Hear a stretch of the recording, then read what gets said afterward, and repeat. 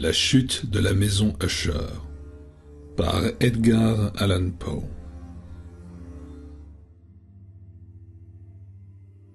Pendant toute une journée d'automne, journée fuligineuse, sombre et muette, où les nuages pesaient lourds et bas dans le ciel, j'avais traversé, seul et à cheval, une étendue de pays singulièrement lugubre. Et enfin, comme les ombres du soir approchaient, je me trouvais en vue de la mélancolique maison Usher. Je ne sais pas comment cela se fit, mais au premier coup d'œil que je jetai sur le bâtiment, un sentiment d'insupportable tristesse pénétra mon âme.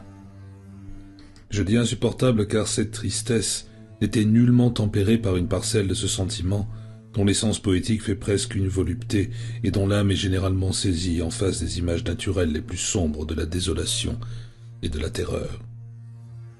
Je regardais le tableau placé devant moi et rien qu'à voir la maison et la perspective caractéristique de ce domaine, les murs qui avaient froid, les fenêtres semblables à des yeux distraits, quelques bouquets de joncs vigoureux, quelques troncs d'arbres blancs et dépéris, j'éprouvais cet entier affaissement de l'âme qui, parmi les sensations terrestres, ne peut mieux se comparer qu'à l'arrière-rêverie du mangeur d'opium. À son navrant retour à la vie journalière, à l'horrible et lente retraite du voile. C'était une glace au cœur, un abattement, un malaise, une irrémédiable tristesse de penser qu'aucun aiguillon de l'imagination ne pouvait raviver ni pousser au grand. Qu'était donc, je m'arrêtai pour y penser, qu'était donc ce je ne sais quoi qui m'énervait ainsi en contemplant la maison Usher? C'était un mystère tout à fait insoluble, et je ne pouvais pas lutter contre les pensées ténébreuses qui s'amoncelaient sur moi pendant que j'y réfléchissais. Je fus forcé de me rejeter dans cette conclusion peu satisfaisante qu'il existe des combinaisons d'objets naturels très simples qui ont la puissance de nous affecter de cette sorte, et que l'analyse de cette puissance gît dans des considérations où nous perdrions pied. Il était possible, pensais-je, qu'une simple différence dans l'arrangement des matériaux et de la décoration, des détails du tableau, suffit pour modifier, pour annihiler peut-être cette puissance d'impression douloureuse. Et agissant d'après cette idée, je conduisis mon cheval vers le bord escarpé d'un noir et lugubre étang, qui, miroir immobile, s'étalait devant le bâtiment, et je regardais. Mais avec un frisson plus pénétrant encore que la première fois, les images répercutées et renversées des joncs grisâtres, des troncs d'arbres sinistres et des fenêtres semblables à des yeux sans pensée. C'était néanmoins dans cet habitacle de mélancolie que je me proposais de séjourner pendant quelques semaines. Son propriétaire, Roderick Usher, avait été l'un de mes bons camarades d'enfance, mais plusieurs années s'étaient écoulées depuis notre dernière entrevue. Une lettre cependant m'était parvenue récemment dans une partie lointaine du pays, une lettre de lui, dont la tournure follement pressante n'admettait pas d'autre réponse que ma présence même. L'écriture portait la trace d'une agitation nerveuse. L'auteur de cette lettre me parlait d'une maladie physique aiguë, d'une affection mentale qui l'oppressait, et d'un ardent désir de me voir comme étant son meilleur et véritablement son seul ami, espérant trouver dans la joie de ma société quelque soulagement à son mal. C'était le ton dans lequel toutes ces choses et bien d'autres encore étaient dites. C'était cette ouverture d'un cœur suppliant qui ne me permettait pas l'hésitation. En conséquence, j'obéis immédiatement à ce que je considérais toutefois comme une invitation des plus singulières. Quoique dans notre enfance nous eussions été camarades intimes, en réalité je ne savais pourtant que fort peu de choses de mon ami. Une réserve excessive avait toujours été dans ses habitudes. Je savais toutefois qu'il appartenait à une famille très ancienne qui s'était distinguée depuis un temps immémorial par une sensibilité particulière de tempérament. Cette sensibilité s'était déployée à travers les âges, dans de nombreux ouvrages d'un art supérieur, et s'était manifestée de vieille date par les actes répétés d'une charité aussi large que discrète, ainsi que par un amour passionné pour les difficultés plutôt que les beautés orthodoxes, toujours si facilement reconnaissables, de la science musicale. J'avais appris aussi ce fait très remarquable que la souche de la race d'Usher, si glorieusement ancienne qu'elle fût, n'avait jamais, à aucune époque, poussé de branches durables, en d'autres termes que la famille entière ne s'était perpétuée qu'en ligne directe, à quelques exceptions près très insignifiantes. C'était cette absence, pensais-je, tout en rêvant au parfait accord entre le caractère des lieux et le caractère proverbial de la race, et en réfléchissant à l'influence que dans une longue suite de siècles l'un pouvait avoir exercée sur l'autre, que c'était peut-être cette absence de branche collatérale et de transmission constante de père en fils du patrimoine et du nom qui avait à la longue si bien identifié les deux, que le nom primitif du domaine s'était fondu dans la bizarre et équivoque appellation de maison Usher, appellation utilisée par les paysans et qui semblait dans leur esprit enfermer la famille et l'habitation.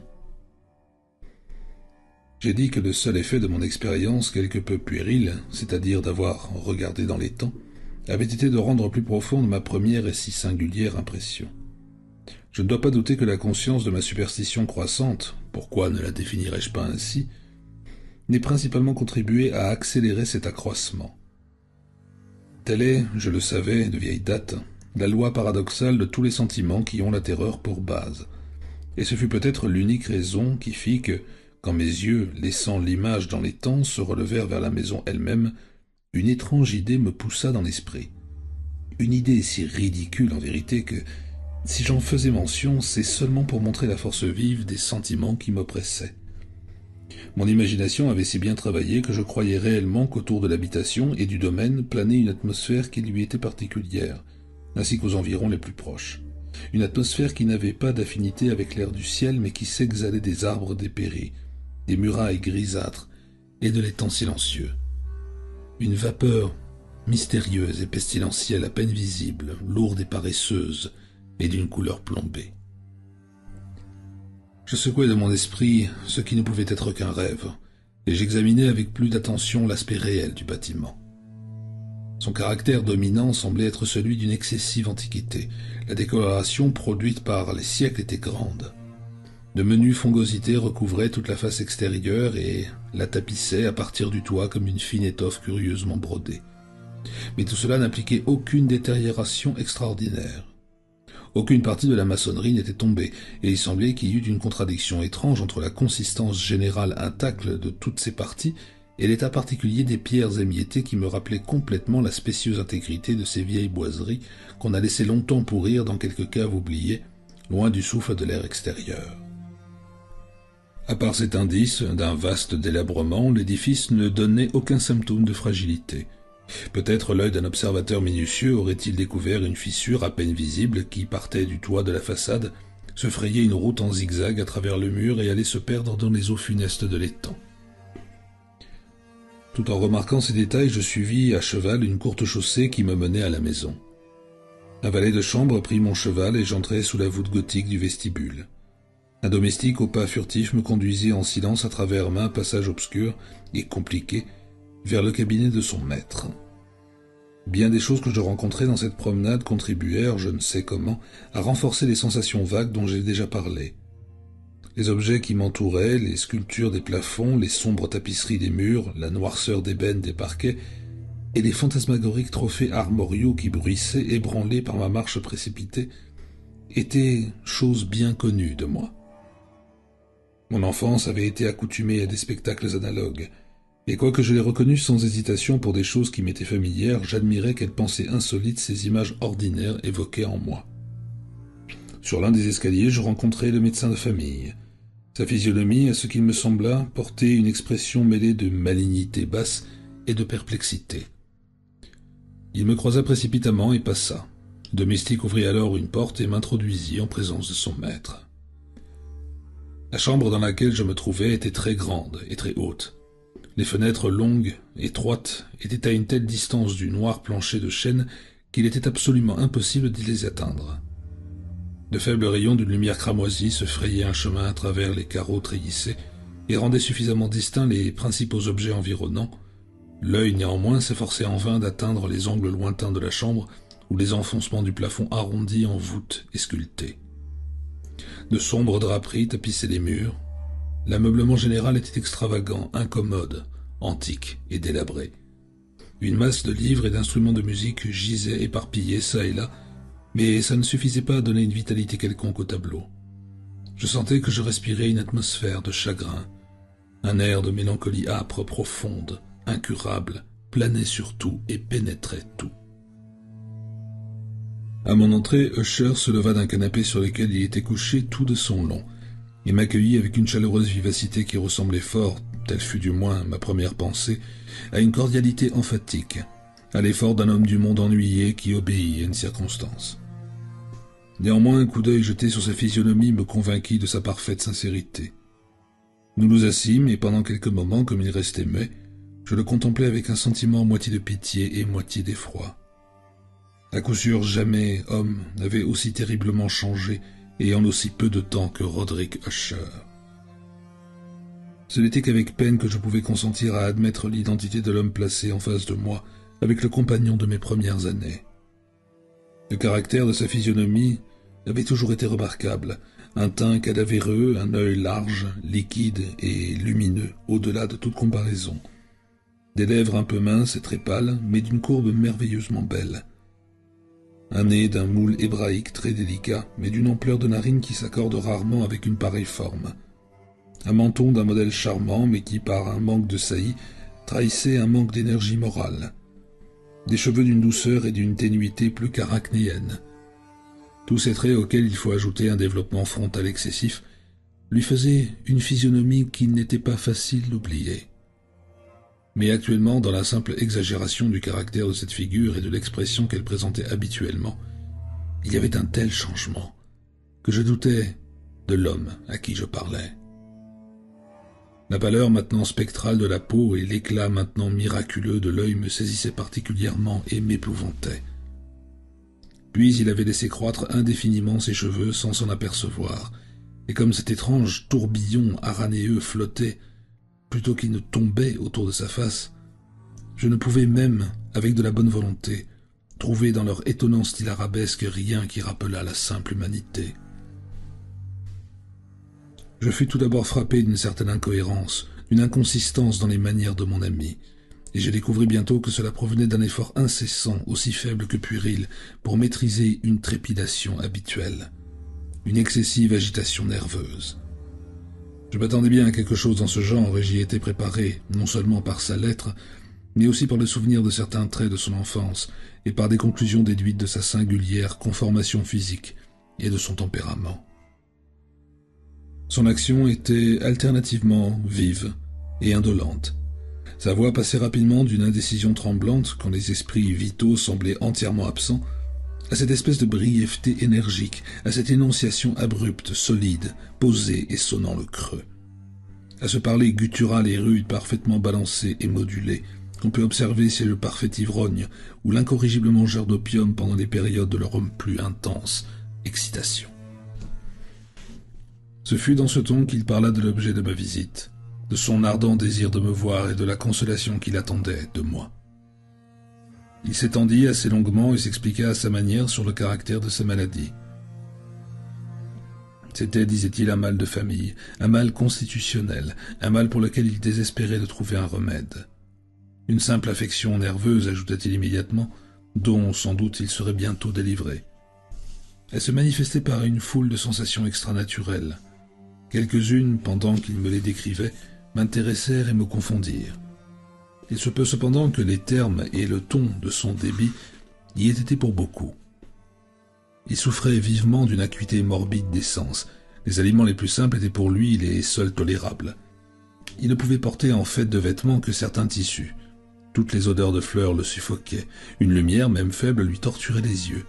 Et il n'y avait que quelques sons particuliers, c'est-à-dire ceux de ses instruments à cordes, qui ne lui inspirassent pas de l'horreur. Je vis qu'il était l'esclave subjugué d'une espèce de terreur tout à fait anormale. « Je mourrai, dit-il. Il faut que je meure de cette déplorable folie. C'est ainsi et non pas autrement que je périrai. Je redoute les événements à venir, non en eux-mêmes, mais dans leurs résultats. Je frissonne à la pensée d'un incident quelconque, du genre le plus vulgaire, qui peut opérer sur cette intolérable agitation de mon âme. Je n'ai vraiment pas horreur du danger, excepté dans son effet positif, la terreur.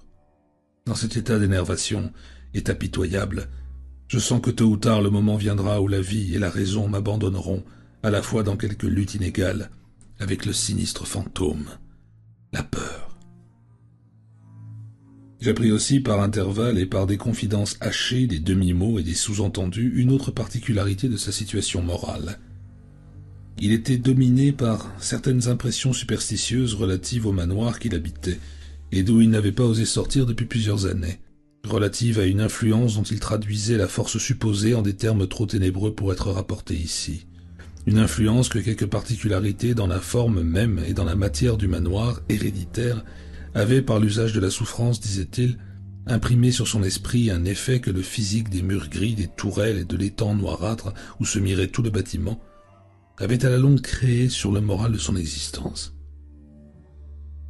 Il admettait toutefois, mais non sans hésitation, qu'une bonne part de la mélancolie singulière dont il était affligé pouvait être attribuée à une origine plus naturelle et beaucoup plus positive, à la maladie cruelle et déjà ancienne, enfin à la mort évidemment prochaine, d'une sœur tendrement aimée. Sa seule société depuis de longues années, la dernière et sa seule parente sur la terre. Sa mort, dit-il avec une amertume que je n'oublierai jamais, me laissera, moi le frêle et le désespéré, dernier de l'antique race des Usher. Pendant qu'il parlait, Lady Madeline, c'est ainsi qu'elle se nommait, passa lentement dans une partie reculée de la chambre et disparut sans avoir pris garde à ma présence. Je la regardais avec un immense étonnement, où se mêlaient quelques terreurs, mais il me sembla impossible de me rendre compte de ses sentiments. Une sensation de stupeur m'oppressait pendant que mes yeux suivaient ses pas qui s'éloignaient. Lorsqu'enfin une porte se fut fermée sur elle, mon regard chercha instinctivement et curieusement la physionomie de son frère. Mais il avait plongé sa face dans ses mains et je pus seulement voir une pâleur plus qu'ordinaire s'était répandue sur les doigts amaigris, à travers lesquels filtrait une pluie de larmes passionnées. La maladie de Lady Madeline avait longtemps bafoué la science de ses médecins. Une apathie fixe, un épuisement graduel de sa personne, et des crises fréquentes, quoique passagères, d'un caractère presque cataleptique, en étaient les diagnostics très singuliers.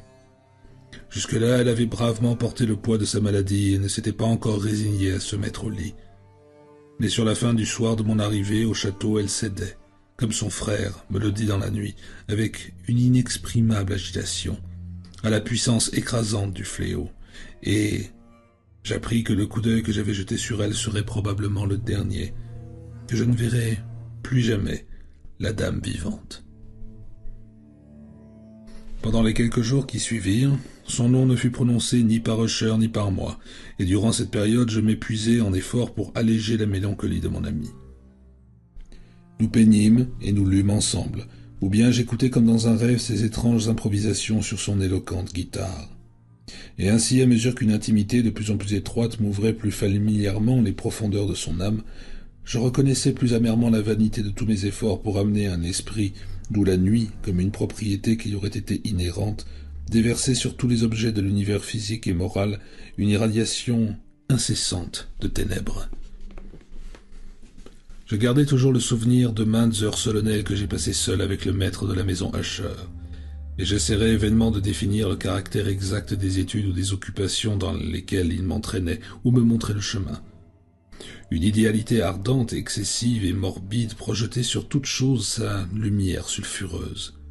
Ces longues et funèbres improvisations résonneront éternellement dans mes oreilles. Entre autres choses, je me rappelle douloureusement une certaine paraphrase singulière, une perversion de l'air, déjà fort étrange, de la dernière valse de Von Weber. Quant aux peintures que couvrait sa laborieuse fantaisie et qui arrivaient touche par touche à un vague qui me donnait le frisson, un frisson d'autant plus pénétrant que je frissonnais sans savoir pourquoi, quant à ces peintures si vivantes pour moi que j'ai encore leurs images dans les yeux. J'essaierai vainement d'en extraire un échantillon suffisant qui pût tenir dans le compas de la parole écrite. Par l'absolue simplicité, par la nudité de ses dessins, il arrêtait, il subjuguait l'attention. Si jamais mortel peignit une idée, ce mortel fut Roderick Usher. Pour moi, du moins, dans les circonstances qui m'entouraient, il s'élevait des pures abstractions que l'hypocondriaque s'ingéniait à jeter sur sa toile, une terreur intense, irrésistible, dont je n'ai jamais senti l'ombre dans la contemplation des rêveries de Fuseli lui-même, éclatantes sans doute, mais encore trop concrètes. Il est une des conceptions fantasmagoriques de mon ami, où l'esprit d'abstraction n'avait pas une part aussi exclusive, et qui peut-être esquissé quoique faiblement par la parole. C'était un petit tableau représentant l'intérieur d'une cave ou d'un souterrain immensément long, rectangulaire, avec des murs bas, polis, blancs, sans aucun ornement, sans aucune interruption. Certains détails accessoires de la composition servaient à faire comprendre que cette galerie se trouvait à une profondeur excessive au-dessous de la surface de la terre. On n'apercevait aucune issue dans son immense parcours. On ne distinguait aucune torche, aucune source artificielle de lumière. Et cependant, une effusion de rayons intenses roulait de l'un à l'autre bout et baignait le tout d'une splendeur fantastique et incompréhensible. Je dis un mot de l'état morbide d'une aire acoustique qui rendait pour le malheureux toute musique intolérable, excepté certains effets des instruments à cordes. C'étaient peut-être les étroites limites dans lesquelles il avait confiné son talent sur la guitare qui avaient, en grande partie, imposé à ses compositions leur caractère fantastique. Mais quant à la brûlure facilitée de ses improvisations, on ne pouvait s'en rendre compte de la même manière. Il fallait évidemment qu'elles fussent, et elles étaient en effet, dans les notes aussi bien que dans les paroles de ses étranges fantaisies, car il accompagnait souvent sa musique de paroles improvisées et rimées, le résultat de cet intense recueillement et de cette concentration des forces mentales qui ne se manifestent, comme je l'ai déjà dit, que dans les cas particuliers de la plus haute excitation artificielle. D'une de ces rhapsodies, je me suis rappelé facilement les paroles. Peut-être m'impressionna-t-elle plus fortement quand il me la montra, parce que, dans le sens intérieur et mystérieux de l'œuvre, je découvris pour la première fois que Scheur avait pleine conscience de son état, qu'il sentait que sa sublime raison chancelait sur son trône. Ces vers qui avaient pour titre Le Palais hanté étaient, à très peu de choses près, tels que je les cite. Dans la plus verte de nos vallées, par les bons anges habités, autrefois un beau et majestueux palais, un rayonnant palais, dressait son front. C'était dans le domaine du monarque pensé. C'était là qu'il s'élevait. Jamais Séraphin ne déploya son aile sur un édifice à moitié aussi beau. De bannières blondes, superbes dorées, à son dôme flottait et ondulait. C'était tout cela, c'était dans le très vieux temps. Et à chaque douce brise qui se jouait dans ces suaves journées, le long des remparts chevelus et pâles, s'échappait un parfum ailé. Les voyageurs dans cette heureuse vallée, à travers 2 fenêtres lumineuses, voyaient des esprits qui se mouvaient harmonieusement, au commandement d'un luth bien accordé, tout autour d'un trône où siégeant un vrai porphyrogénète, celui-là, dans un apparat digne de sa gloire, apparaissait le maître du royaume. Et toute étincelante de nacre et de rubis était la porte du beau palais, par laquelle il coulait à flot, à flot, à flot, et pétillait incessamment une troupe d'échos dont l'agréable fonction était simplement de chanter, avec des accents d'une exquise beauté, l'esprit et la sagesse de leur roi. Mais des êtres de malheur en robe de deuil ont assailli la haute autorité du monarque. Ah, pleurons, car jamais l'aube d'un lendemain ne brillera sur lui, le désolé. Et tout autour de sa demeure, la gloire qui s'empourprait et florissait n'était plus qu'une histoire souvenir ténébreux de vieux âges défunts. Et maintenant les voyageurs dans cette vallée, à travers les fenêtres rougeâtres, voient de vastes formes qui se meuvent fantastiquement, au son d'une musique discordante, pendant que, comme une rivière rapide et lugubre, à travers la porte pâle, une hideuse multitude se rue éternellement, qui va, éclatant de rire, ne pouvant plus sourire. Je me rappelle fort bien que les inspirations naissantes de cette ballade nous jetèrent dans un courant d'idées, au milieu duquel se manifesta une opinion de Scheur que je cite, non pas tant en raison de sa nouveauté, car d'autres hommes ont pensé de même, qu'à cause de l'opiniâtreté avec laquelle il la soutenait. Cette opinion, dans sa forme générale, n'était autre que la croyance à la sensitivité de tous les êtres végétaux. Mais dans son imagination déréglée, l'idée avait pris un caractère encore plus audacieux et empiétait dans de certaines conditions jusque sur le règne inorganique. Les mots me manquent pour exprimer toute l'étendue, tout le sérieux, tout l'abandon de sa foi. Cette croyance, toutefois, se rattachait, comme je l'ai déjà donné à entendre, aux pierres grises du manoir de ses ancêtres. Ici, les conditions de sensitivité étaient remplies à ce qu'il imagine par la méthode qu'il avait présidée à la construction, par la disposition respective de pierres aussi bien que de toutes les fongosités dont elle était revêtue, et des arbres ruinés qui s'élevaient alentour, mais surtout par l'immutabilité de cet arrangement et par sa répercussion dans les eaux dormantes de l'étang. La preuve de cette sensitivité se faisait savoir, se disait-il, et je l'écoutais alors avec inquiétude, dans la condensation graduelle mais positive au-dessus des eaux, autour des murs, d'une atmosphère qui leur était propre. Le résultat, ajoutait-il, se déclarait dans cette influence muette mais importune et terrible, qui depuis des siècles avait pour ainsi dire moulé les destinées de sa famille, et qui le faisait, lui, tel que je le voyais maintenant. De pareilles opinions n'ont pas besoin de commentaires, et je n'en ferai pas. Nos livres, les livres qui depuis des années constituaient une grande partie de l'existence spirituelle du malade, étaient, comme on le suppose, en accord parfait avec ce caractère de visionnaire. Nous analysions ensemble des ouvrages tels que Le Ver vert et La Chartreuse de Gresset, Le Belphégor de Machiavel, Les Merveilles du ciel et de l'enfer de Swedenborg, Le Voyage souterrain de Nicolas Klim par Holberg, La Chiromancie de Robert Flood, de Jean d'Indaigné et de La Chambre, Le Voyage dans le bleu de Tieck et La Cité du Soleil de Campanella. L'un de ses volumes favoris était une petite édition in octavo du Directorium Inquisitorium par le dominicain Emeric de Gironne. Et il y avait des passages dans Pompinius Mela à propos des anciens satyres africains et des Aegipans, sur lesquels Usher rêvassait pendant des heures. Il faisait néanmoins ses principales délices de la lecture d'un quarto gothique excessivement rare et curieux, le manuel d'une église oubliée, les Vigiliae Mortuorum Secundum Corum Ecclesia Maguntinae. Je songeais malgré moi à l'étrange rituel contenu dans ce livre et à son influence probable sur l'hypocondriaque quand un soir, m'ayant informé brusquement que Lady Madeline n'existait plus, il annonça l'intention de conserver son corps pendant une quinzaine, en attendant l'enterrement définitif, dans un des nombreux caveaux situés sous les gros murs du château. La raison humaine qu'il donnait de cette singulière manière d'agir était une de ces raisons que je me sentais pas le droit de contredire. Comme frère, me disait-il, il avait pris cette résolution en considération du caractère insolite de la maladie de la défunte, d'une certaine curiosité importune et indiscrète de la part des hommes de science, et de la situation éloignée et fort exposée du caveau de famille. J'avouerai que, quand je me rappelais la physionomie sinistre de l'individu que j'avais rencontré sur l'escalier le soir de mon arrivée au château, je n'eus pas envie de m'opposer à ce que je regardais comme une précaution bien innocente, sans doute, mais certainement fort naturelle. À la prière de Scheur, je l'aidai personnellement dans les préparatifs de cette sépulture temporaire. Nous mîmes le corps dans la bière et à nous deux nous le portâmes à son lieu de repos.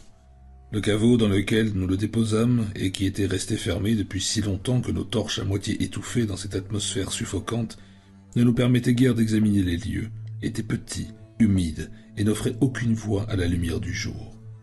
Il était situé à une grande profondeur, juste au-dessous de cette partie du bâtiment où se trouvait ma chambre à coucher. Il avait rempli probablement dans les vieux temps féodaux l'horrible office d'oubliette, et dans les temps postérieurs de caves à serrer la poudre ou toute autre matière facilement inflammable, car une partie du sol et tous les parois d'un long vestibule que nous traversâmes pour y arriver étaient soigneusement revêtus de cuivre. La porte de fer massif avait été l'objet des mêmes précautions. Quand ce poids immense roulait sur ses gonds, il rendait un son singulièrement aigu et discordant. Nous déposâmes donc notre fardeau funèbre sur des tréteaux dans cette région d'horreur. Nous tournâmes un peu de côté le couvercle de la bière qui n'était pas encore vissé et nous regardâmes la face du cadavre. Une ressemblance frappante entre le frère et la sœur fixa tout d'abord mon attention, et Usher, devinant peut-être mes pensées, murmura quelques paroles qui m'apprirent que la défunte et lui étaient jumeaux, et que des sympathies, d'une nature presque inexplicable, avaient toujours existé entre eux. Nos regards néanmoins ne restèrent pas longtemps fixés sur la morte, car nous ne pouvions pas la contempler sans effroi. Le mal qui avait mis au tombeau Lady Madeline, dans la plénitude de sa jeunesse, avait laissé, comme cela arrive ordinairement dans toutes les maladies, d'un caractère strictement cataleptique, l'ironie d'une faible coloration sur le sein et sur la face, et sur la lèvre ce sourire équivoque et languissant qui est si terrible dans la mort. Nous replaçâmes et nous vissâmes le couvercle, et après avoir assujetti la porte de fer, nous reprîmes avec lassitude notre chemin vers les appartements supérieurs, qui n'étaient guère moins mélancoliques. Et alors, après un laps de temps de quelques jours de chagrin, le plus amer, il s'opéra un changement visible dans les symptômes de la maladie morale de mon ami. Ses manières ordinaires avaient disparu. Ses occupations habituelles étaient négligées, oubliées. Il errait de chambre en chambre d'un pas précipité, inégal et sans but. La pâleur de sa physionomie avait revêtu une couleur peut-être encore plus spectrale, mais la propriété lumineuse de son œil avait complètement disparu. Je n'entendais plus ce ton de voix âpre qu'il prenait autrefois à l'occasion, et un tremblement qu'on eût dit causé par une extrême terreur caractérisait habituellement sa prononciation. Il m'arrivait quelquefois en vérité de me figurer que son esprit incessamment agité était travaillé par quelque suffocant secret, et qu'il ne pouvait trouver le courage nécessaire pour le révéler. D'autres fois, j'étais obligé de conclure simplement aux bizarreries inexplicables de la folie, car je le voyais, regardant dans le vide pendant de longues heures, dans l'attitude la plus profonde attention, comme s'il écoutait un bruit imaginaire. Il ne faut pas s'étonner que son état m'effraya, qu'il m'infecta même. Je sentais se glisser en moi par une gradation lente mais sûre l'étrange influence de ces superstitions fantastiques et contagieuses. Ce fut particulièrement une nuit, la 7e ou la 8e depuis que nous avions déposé Lady Madeleine dans le caveau, fort tard avant de me mettre au lit, que j'éprouvais toute la puissance de ces sensations. Le sommeil ne voulait pas approcher de ma couche, les heures une à une tombaient et tombaient toujours. Je m'efforçais de raisonner l'agitation nerveuse qui me dominait. J'essayais de me persuader que je devais ce que j'éprouvais, en partie sinon absolument, à l'influence prestigieuse du mélancolique ameublement de la chambre, des sombres draperies déchirées qui, tourmentées par le souffle d'un orage naissant, vacillaient çà et là sur les murs comme par accès et bruissaient douloureusement autour des ornements du lit. Mais mes efforts furent vains, une insurmontable terreur pénétra graduellement tout mon être, et à la longue une angoisse sans motif, un vrai cauchemar vint s'asseoir sur mon cœur. Je respirai violemment, je fis un effort, je parvins à le secouer, en me soulevant sur les oreillers et plongeant ardemment mon regard dans l'épaisse obscurité de la chambre. Je prêtai l'oreille, je ne saurais dire pourquoi, si ce n'est que j'y fus poussé par une force instinctive, à certains sons bas et vagues qui partaient je ne sais d'où et qui m'arrivaient à de longs intervalles à travers les accalmies de la tempête.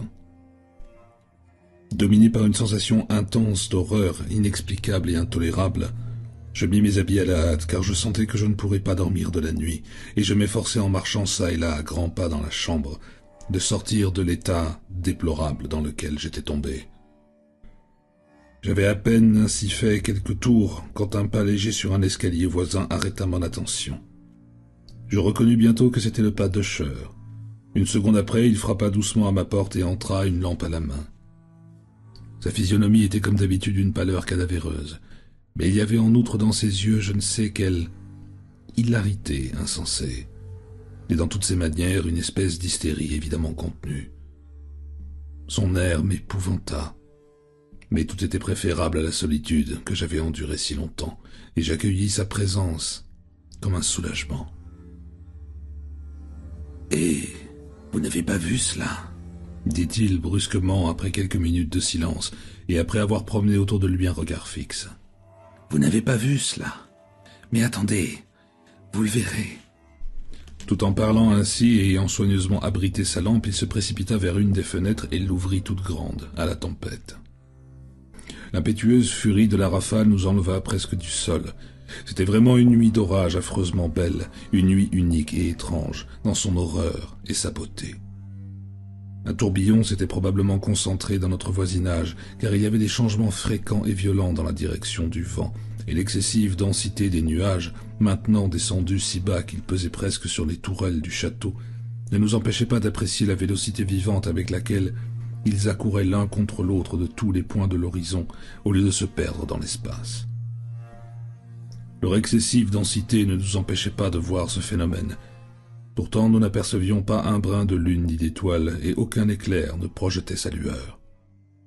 Mais les surfaces intérieures de ces vastes masses de vapeur chaotées, aussi bien que tous les objets terrestres situés dans notre étroit horizon, réfléchissaient la clarté surnaturelle d'une exhalaison gazeuse, qui pesait sur la maison et l'enveloppait dans un linceul presque lumineux et distinctement visible. « Vous ne devez pas voir cela.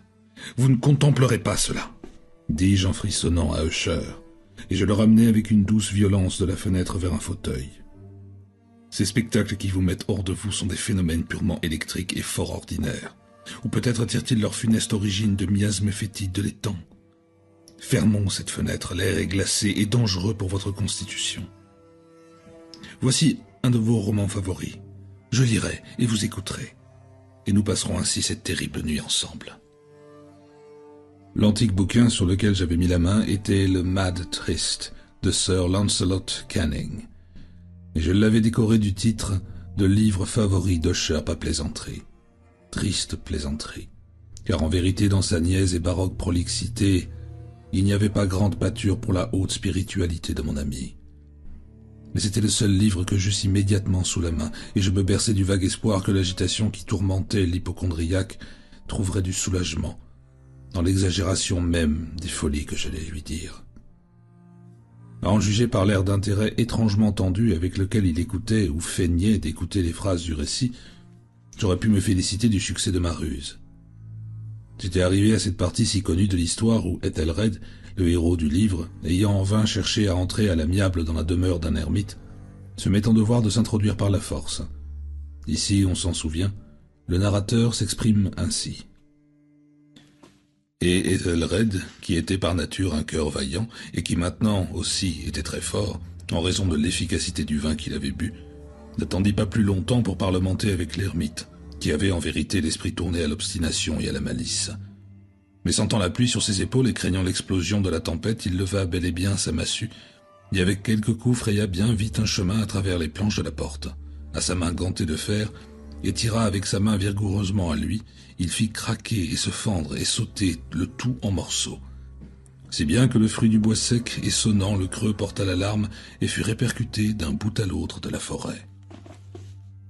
À la fin de cette phrase, je tressaillis et je fis une pause, car il m'avait semblé, mais je conclus bien vite à une illusion de mon imagination. Il m'avait semblé que d'une partie très reculée du manoir était venu confusément à mon oreille un bruit qu'on eût dit, à cause de son exacte analogie, l'écho étouffé, amorti de ce bruit de craquement et d'arrachement si précieusement décrit par Sir Lancelot. Évidemment, c'était la coïncidence seule qui avait arrêté mon attention, car parmi le claquement des châssis des fenêtres et de tous les bruits confus de la tempête toujours croissante, le son en lui-même n'avait rien de vraiment qui pût m'intriguer ou me troubler. Je continuai le récit. Mais Ethelred, le solide champion, passant alors la porte, fut grandement furieux et émerveillé de n'apercevoir aucune trace du malicieux ermite, mais en son lieu et place un dragon d'une apparence monstrueuse et écailleuse, avec une langue de feu, qui se tenait en sentinelle devant un palais d'or, dont le plancher était d'argent, et sur le mur était suspendu un bouclier d'airain brillant, avec cette légende gravée dessus. « Celui qui entre ici a été le vainqueur. Celui-là qui tue le dragon, il aura gagné le bouclier. » Et Ethelred leva sa massue et frappa sur la tête du dragon, qui tomba devant lui et rendit son souffle empesté avec un rugissement si épouvantable, si âpre et si perçant à la fois, qu'Ethelred fut obligé de se boucher les oreilles avec ses mains pour se garantir de ce bruit terrible, tel qu'il n'en avait jamais entendu de semblable.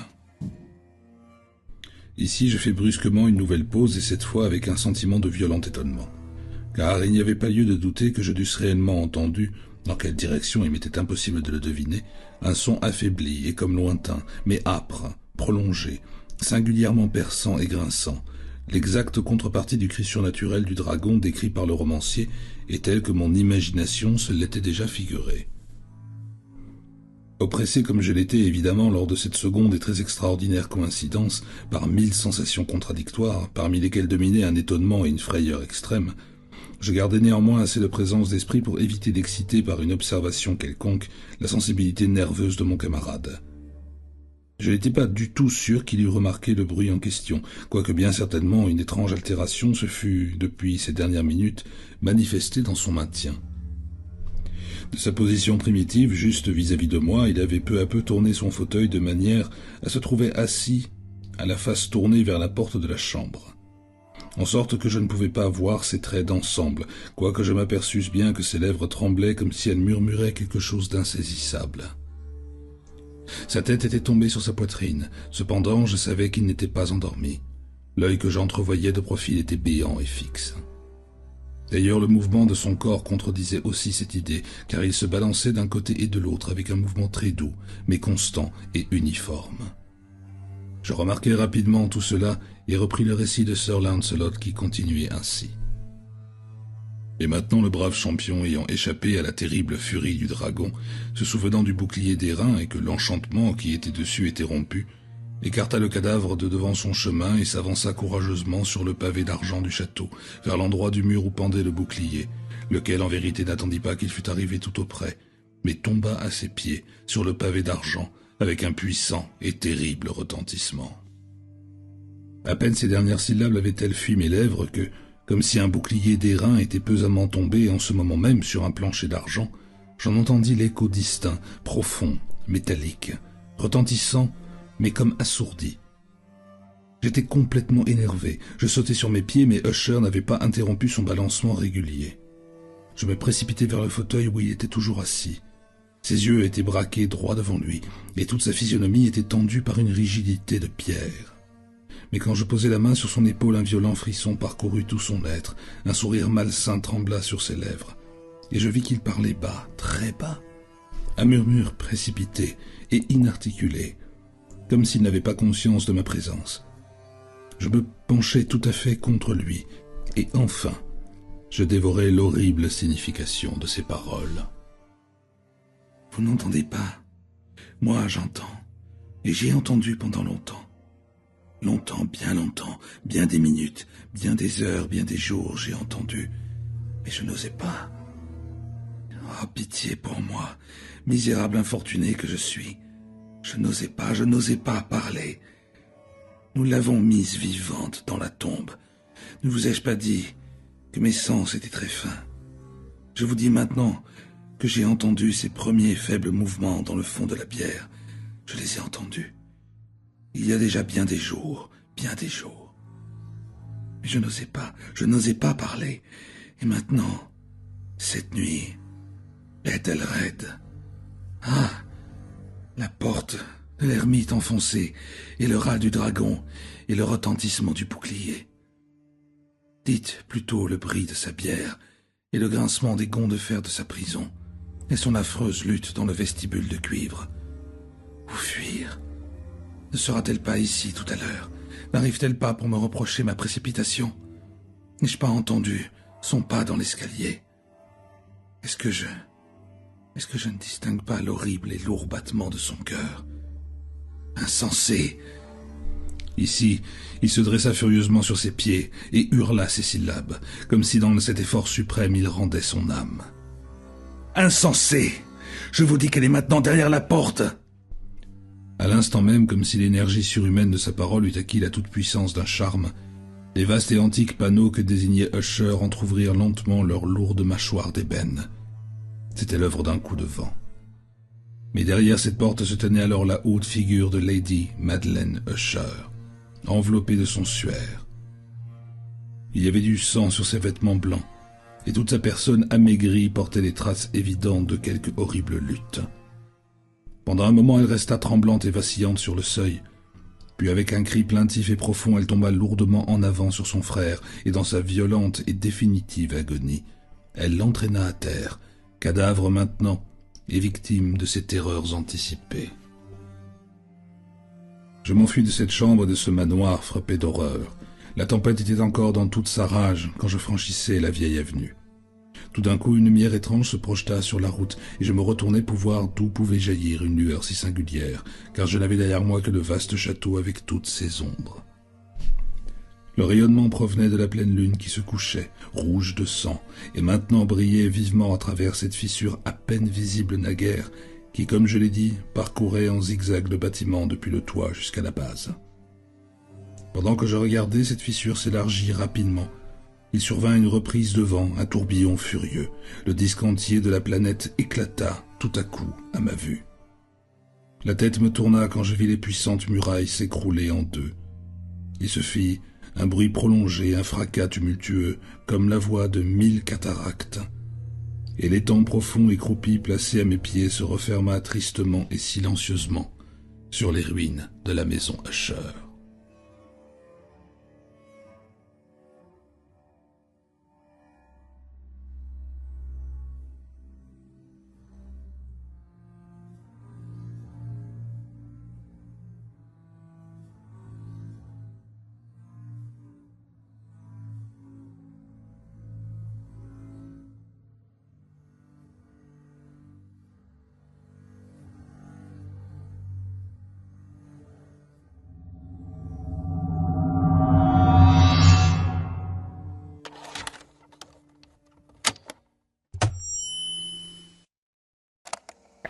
Is it bad to harvest people's corpse?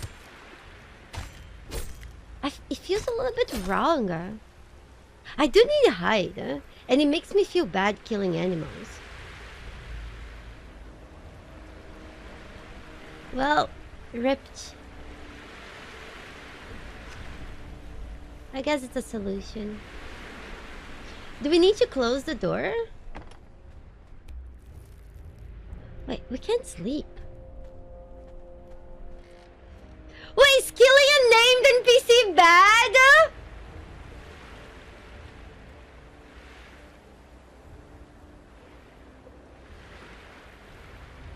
Oh. Oh. Well, the good thing is that we got enough human flesh that we can actually... Oh no, I ate raw human meat! Ugh! Gross. Oh, why was this? Oh, it was an accident. It was a misclick. Ew. Oh, we fucking need a fucking twine.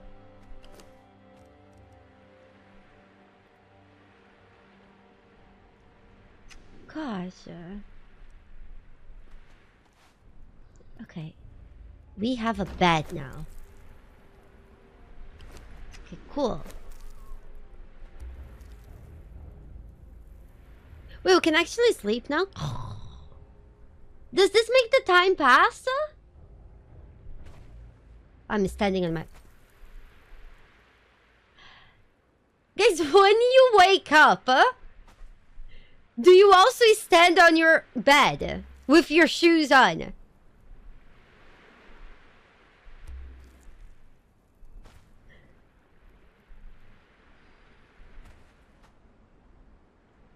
I'm playing by myself.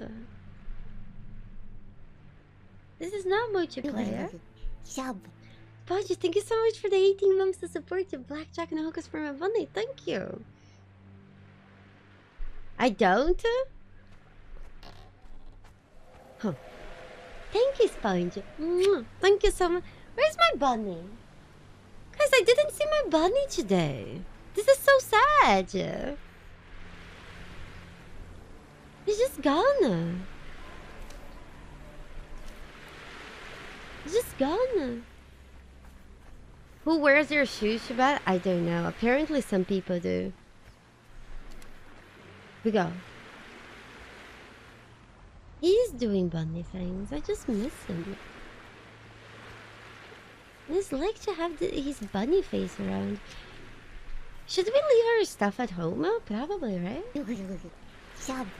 Kalambaza, can you please not sexualize my bunny? Okay, thank you so much for the 28 months of support to Blackjack and Hookers for my bunny. Thank you. Thank you. Oh god, too little space in this house. Thank you so much.